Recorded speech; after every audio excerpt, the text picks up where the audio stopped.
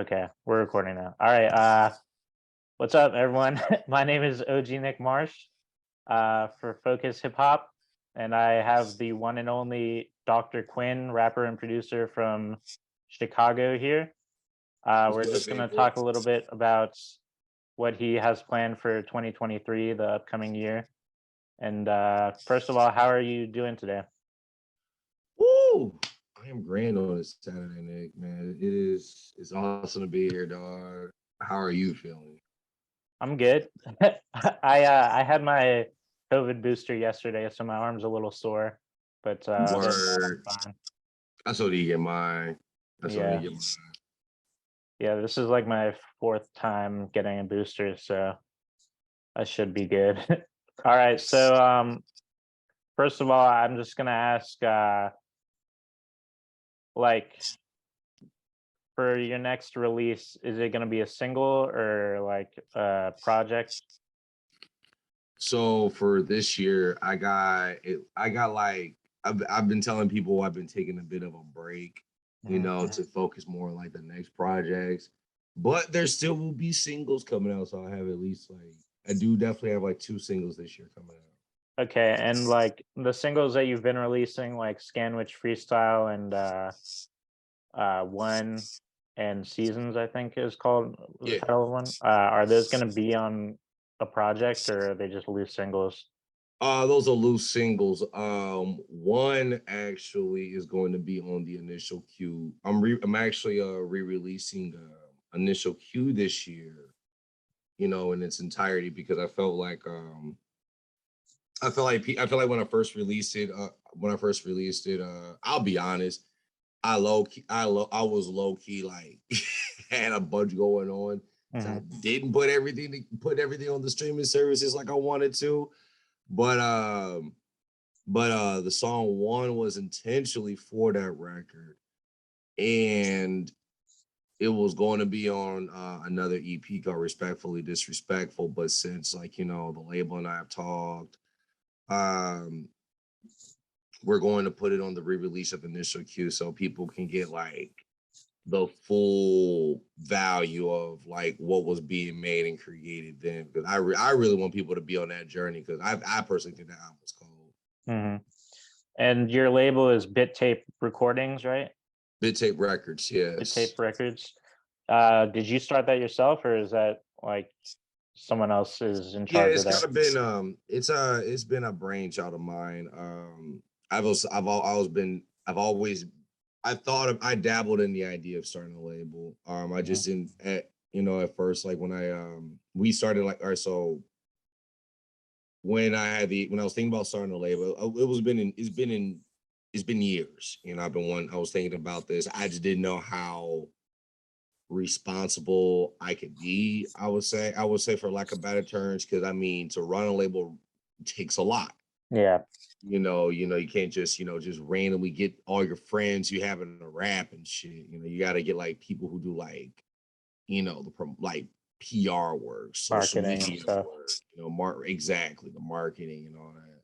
Yeah. So 2020, homie of mine, Razom, shouts to Razom, he a former member now, but we helped come with the idea to bring this thing to fruition and stuff, as well as my little bro, little kid, part of the Citizen, as well as leader of Lost in 312. Yeah, shouts to Lost. He is my vice president of this label and stuff. So the way we want to have this is the way I have this label set up is straight up curation. Hmm. Like Bit Tape Records is a building itself to be a music curator Okay. in a sense. So like like with our music being the primary product of the label and all, we're building it to a point to where like we're curating for very eclectic ears, like the people that are on the same kind of realm of hip hop as we are and Hmm. shit. Yeah, that makes sense. Um, so can you tell me a little bit more about Lil Kid? Yeah, so a little kid and I, we've so what happened? We met back in 2016. That was funny as hell too. We met in 2016 at an open mic event. I just came there to watch, and he was performing. And so then I met Buddy when I saw him with his big ass Lego Triforce necklace. The person I was with, you know, I was like nudging, I'm like, hey, watch, like, Buddy Cole. They're like, how do you know they ain't rap yet? Like, watch, don't nobody come in a function with no big ass Lego Triforce chain and shit. That they about to do something. Like if Buddy came in there with that thing on, he either want to do something or he would be trash. Yeah. He did something. Nice. And so I went up to him I approached him the same way I approached Grill Bill. I'm like, hey bro, you make weird shit, I make weird shit. Let's make weird shit together. Nice. So just to get like a bit more of your history as an artist, what year did you start putting out music on your own? I've been putting out music since I say my first my first signed deal was back in 2011. Damn. It was 2011. It was my first signed gig with through Reserve Records. Shouts to the Tomorrow Kings, shouts to John, Colossal and all them. But yeah. That's Gyroscope, right? Yep. Yeah. Gyroscope and the Tomorrow Kings. Yeah, that's their label. They're my big bros. I see. I got my first deal. I shared it with Grill Billions. We went under LBs during that time and stuff. So that was back in that was released in 2012. So it had it was released in Chicago, LA, New York, and Japan. We had a Japanese release for that bad boy. Cool. And since then I went through the whole name change during that time and made it Dr. Quinn. I approached my big bros later on about like 2013, 2014, when I finally moved up here to Chicago. I'm originally from Champaign, for those who didn't know. Champaign, Illinois, representing 217. Ludacris will never claim my town. Yes, he is from there too. He will never claim that bitch. Damn. But what the fuck? So I approached him about my own solo deal through Reserve, and that's when the Gooch was incepted. So okay. Yeah, around it came out in the Gooch came out in 2015. I see. That EP itself made its waves around the community and stuff. So people have picked that up before. Nice. Right. My introduction to you was in 2018, which I believe is probably not surprising because you were featured on that Denmark Vesey song. I think it's called Sellout, along with Nick Spencer. Yeah, I just re-listened to it right before our interview, and the song's still fire. That song is fun, man. Yeah, that Earl Sweatshirt beat is amazing. Bro, let me tell you this, man. Like, look, like what's so funny about that track was like, I never you know how coveted that beat was, bro. That beat and song. So like, honestly, that was like a dream come true. Yeah. I've never, like, years and years of listening to that noisy interview with Earl and Future. Yeah. So like one day, bro, literally one day, Denmark is staying in my house. He's like, yeah, bro, I got some beats from Earl. I'm like, word? Let me hear them shits. Because he was just kicking and saying all that shit. Then he plays that. I'm like, you know where this is. Wait, he gave you this? He's like, yeah, dog. But Denmark, like, yeah, dog. Yeah, he gave me that. You know where this is from, right? Nah, what you mean? Someone used it already? I'm like, no, bro, no one used it already, man. Nigga, you don't know how, bro. So I played him the video and shit, and he was like, I'm like, bro, you better make everybody mad. Yeah. Everybody mad with this one. I bet you niggas will start asking, hey, yo, where's Vince Staples at? I'm like, man, hip hop don't work that way. Yeah. So for people who don't know what he's talking about, the beat was first previewed in a video called Inside the Beat. It was a series that Noisy had, where it was like kind of like it was shot like an indie documentary about a bunch of Yeah. artists. And it was actually a really well made video. I like that video a lot. I've watched that video like a bunch of times actually.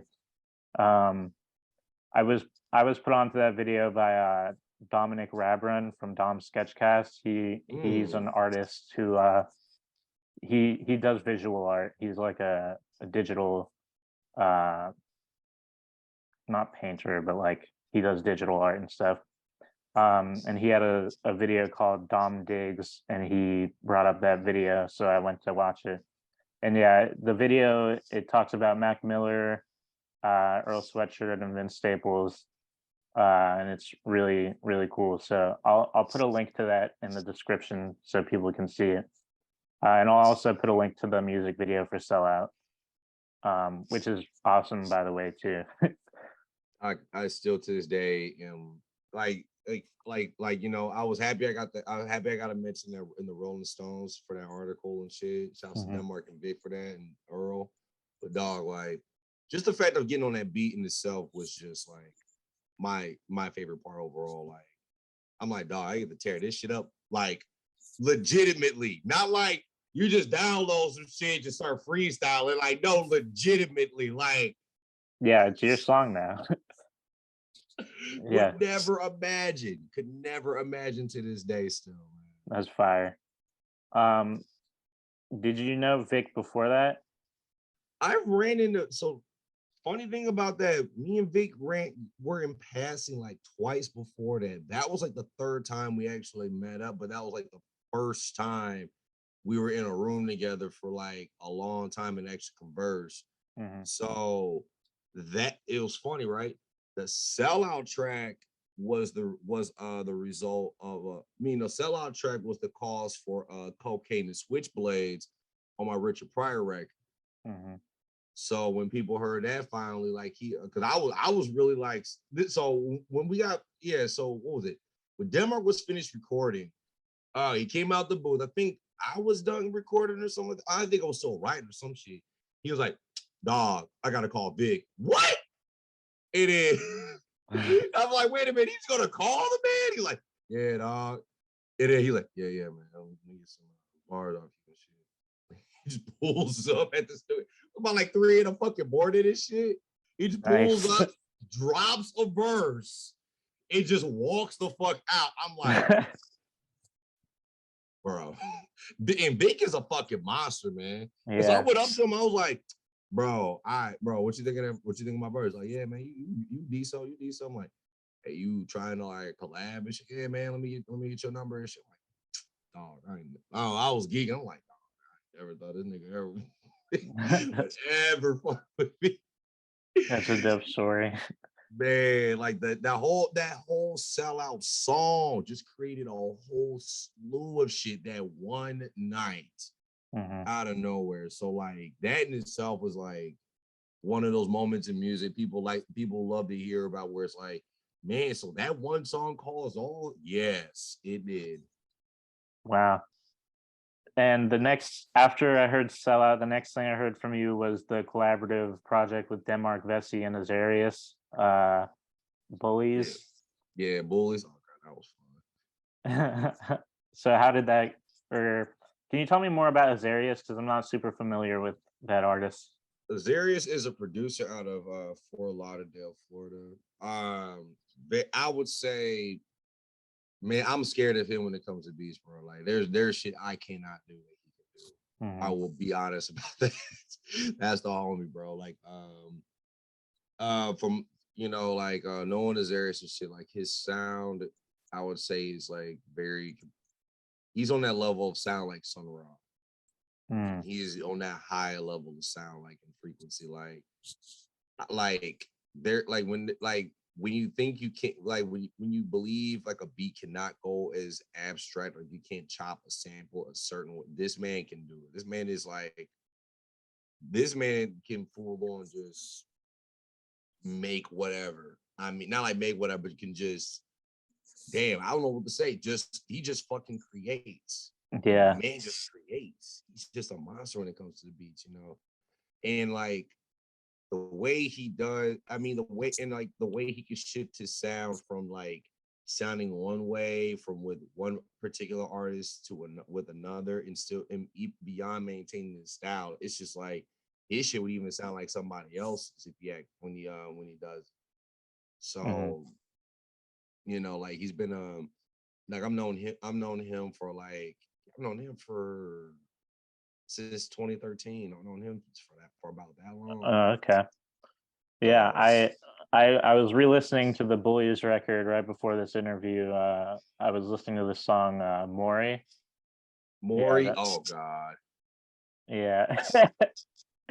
Yeah, you had some crazy lines on that one.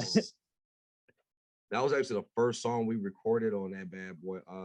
So like how that even got started was like we were talking, like I was wanting to do something with Denmark for ages. This was like when I was like my first few years of moving here in Chicago, living here in Chicago.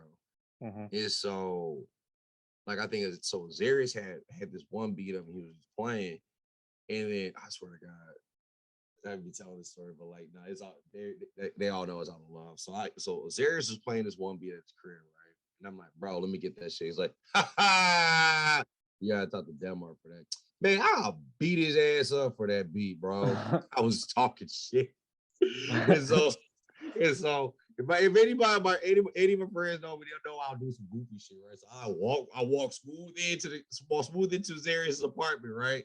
I see Denmark, I'm like, hey, you know we put a fight over this beat. He like, what beat? Bro.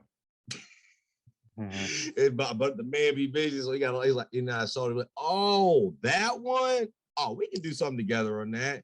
That's how Bullies got started. Oh, that's awesome. So like it's so funny. Look on my Instagram, is way down deep in there. You will see him Denmark recording to Maury. And like that, like from that point that was literally the first song I was recording. And then what happened? Yeah, there's like a couple other. Oh yeah, that same night, Rav Zarius was getting ready for open beats, and yeah, we were freestyling to this shit. We were freestyling to one of the joints he made, right? And oddly enough, if you get on like my Bandcamp on my SoundCloud, it's at the end of the EP version of damn. Fuck, what is I can never remember that song for the life of me. Boss Hog, Gary, the EP version of Boss Hog's at the very end. You'll hear us freestyling this shit, and that's how that whole doppelganger / bullies collaborated. Wow, that's awesome. Any possibility of a sequel to Bullies? We're working on it actually. Oh shit! Okay, cool. Yeah, we've been talking about that for a minute because like I've been like fucking with people on Twitter and saying like, yeah, we're working on another. We've been working on it, like we've been conceptualizing that in that sense, but yeah, it's being worked on. Awesome. Well, thank you for thank you for that bombshell information. Thanks. Yeah, anytime. Like, shit, I figure everybody want to know, like, when Bullies 2 coming out? Don't worry, it's going to come. Like, let us finish the shit first. You know, finish. Denmark is from Detroit, right? Yeah. So how did you guys end up actually meeting? Oh, he was living here in Chicago for a little bit. Oh, okay. Yeah, I wasn't sure. So he'd be like nomad and stuff. So like he'd be moving around and stuff. So. So do you have like a tentative date for your next release? Like whether it be a single or a project or whatever? For the next, all right. So for the next single that's coming out like early in the summer, I would say. So early. So we're looking. So if you want to look at like we're looking at somewhere like late May, early June. Somewhere in that neighborhood. But the initial Q re-release will happen on my birthday, which is September 16th. Got it. Awesome. And for those who want to know about more about that issue, who want to be convinced to check that shit out, Frylock from Aqua Teen Hunger Force going to be on there. And again, this is the only time for you Adult Swim fans to see the Dr. Quinn in Frylock. Wait. The voice actor for Frylock? Yo, that's literally my favorite TV show of all time. That's awesome. Thanks, man. You know the voice actor who did Meatwad's voice is also the same guy who did Carl's voice. Yeah, Dave Willis. Yeah, that's crazy. So wait, I can kind of do that too. Shit. It's definitely on the intro. So I saw this. I didn't have enough manners to to pay for those brothers because the opponent's a bitch. It's expensive. Yo, They got that side. They got that side. They got that side membership. god damn, dude. That just made my day. That's impressive. That's wow. Man, Thank you for that. That show's amazing. Yeah. So are you like involved in like Adult Swim and stuff? No, I am not. I wish I was. They I swear to, it'd be funny. It'd be funny to notice me for a second. Like, oh wait, one of our IPs went awry. They went wrong. Yeah. Yes, I am from that show that y'all had. That's awesome. So you said you started around like 2011. Yeah, actually getting suppressed. Yeah, I've been doing this since I was like 9. Okay, yeah. I mean, so you started releasing stuff around 2011, but you've been making music since you're a child, basically. Yeah. Cool. How did you get into making music? Honestly, this is all a result of bullying. Really? This is all a result of bullying, man. Yeah, like I got bullied a lot in middle school and shit. So like seriously, it was a problem. Like I had a called a restraining order on a kid and shit. Damn. In 7th grade, bro. I got a death threat, bro. Wow. I had a death threat at 13, bro. Like dude dead ass threatened me with a screwdriver and shit. Told me he'll stab me and shit. So Jesus. like, bro, yeah, man. And this in middle school was rough. Shit. Fucking. Those middle schoolers don't play. Bro. But like, it was what was it? I saw my shouts to my friend Paul. This is why I don't count out my white counterparts in rap. Mm-hmm. One of my best friends to this day is a white boy, and that man had better bars than me growing up, and I still think he has that potential to still out rap my ass. Damn. But I saw him at one of these YMCA nights, and he was just in the corner freestyle. I'm like, God damn. And he he was just going flawlessly. I mean, just metaphors and all. Buddy was sounding like Nas, and I was trying to rap. I was on some like Jason, Freddy Krueger kind of shit. And you're like, whoa, calm down there, Eminem. I'm like, all right. He calling me Eminem on the way I was rapping and shit. I'm good. I was angry. I just had nothing but violent shit to rap. So like I just started honing it down, writing my shit. But then one day in high school, right? I thought everything was new, cool, and shit. I saw Catch Freestyle at the lunch table, and niggas thought it was smart to just come at me because they thought like, oh well, he a punk, he ain't gonna say shit. I was like, so like they said something. I forgot what the fuck they done said about me, but I had my lunch in. I'm like, bro, fuck this. So I went right up to all 3 of them. There was 3 dudes, right? And I know them to this day too. We still cool, but we was kids, right? I wasn't having this shit. Mm-hmm. And so I ain't gonna lie, I bit an Eminem line when I was in high school and shit. So the first dude I went up to and said some shit like, Are you afraid of a blade made with a razor with AIDS, blood dripping from it, ripping your stomach up from the waist up? You talk a lot of shit, but you was never ill though. I'm strong enough to beat you to the death with a fucking pillow. But Damn. the second dude I went against, I will forever remember this line to this day, and it still makes me laugh. How the fuck did I make this? And ain't nothing gets away, buddy. Look, but damn, I had to roast his ass. I was like, why the fuck y'all got me battling against Horsehead? Yeah, you're screaming, hey, Wilbur, call him Mr. Ed. Wow. And the third dude, I just went off and just called him like a fake ass Cameron and Jay-Z and shit. Just laughing, eating it up and stuff. So like, it granted me like 2 years of immunity in high school, so no one will fuck with me. Like people were like, "Oh man, you don't want to mess with us. You don't want to mess with Quinn. He'll rap about your ass." I definitely will. I mean, it was one thing to keep me like. I never fought in school. I mean, I lied. I fought when I was in grade school, but I never fought in middle school, high school. I didn't want to make my parents upset about like getting kicked out for nothing. Mm-hmm. And so like instead of me getting into a fight with a bunch of kids and shit and making things worse, like. I just chose freestyle. Like I didn't know how to roast. That's the funniest thing, right? I didn't know how to roast. I knew how to rap. Yeah. So I learned how to roast through rapping. So I never knew how to roast. So like the moment I started, the moment I come up with like, leave him alone, leave the man alone. So it just turned into, it was more like I'll say that rap for me growing up as a kid was a self-love journey in itself. Like in a way of self-defense, so I didn't have to like throw hands or anything like that. Like I wasn't violent, I just didn't want to get picked on. I just didn't. But over the years, I just realized how good I was at the shit. I was like, fuck, I'm good enough. I'm good enough to shit. People love my shit. I'm gonna make money off this shit. Fuck. Facts. Well, that's a great story. That's interesting. I haven't heard too many people who got into rap specifically because they were bullied. That's cool.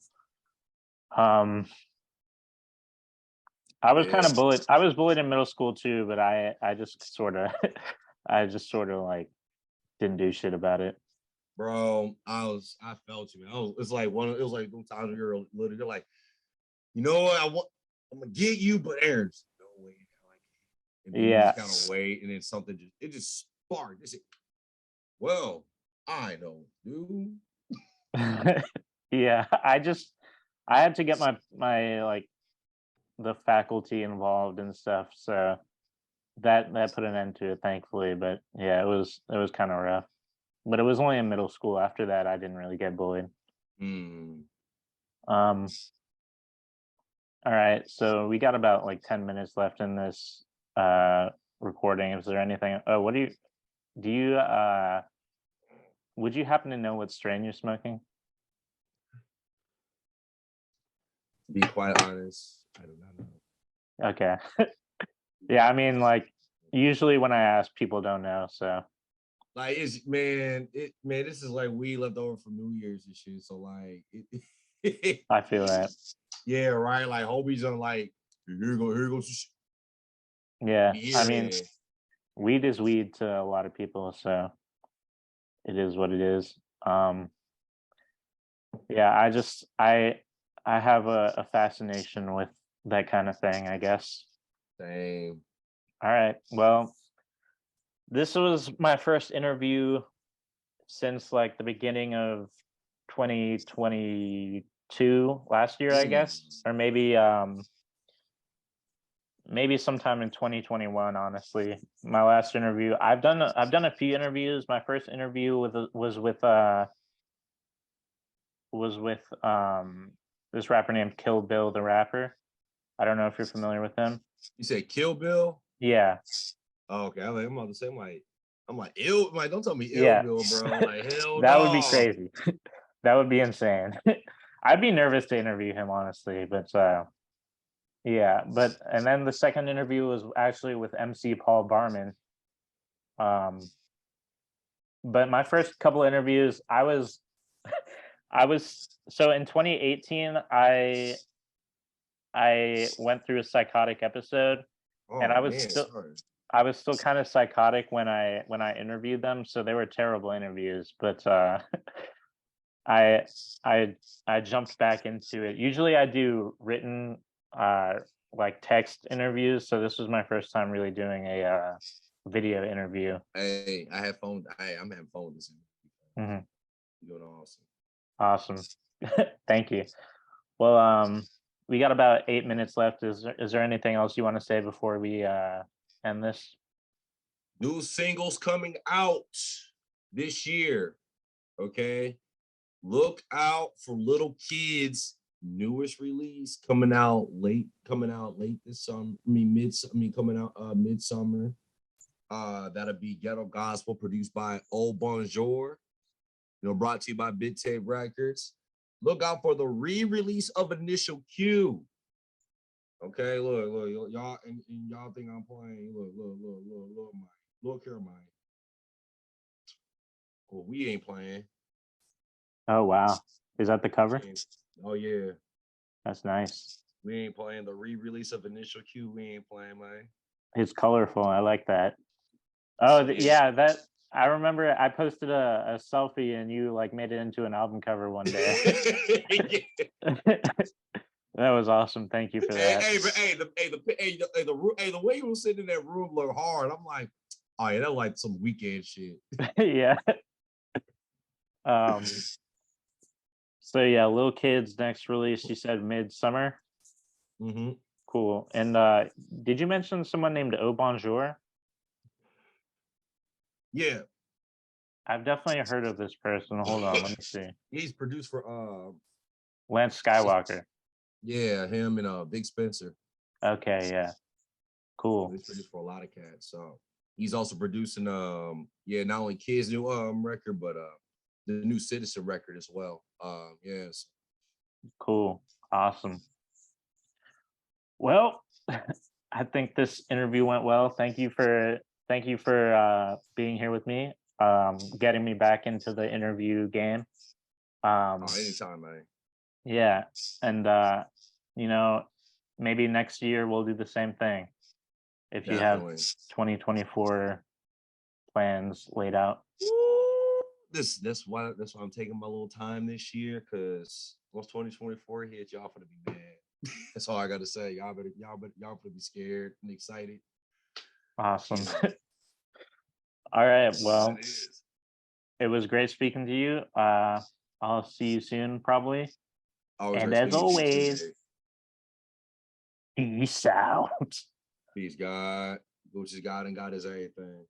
It's totally surreal.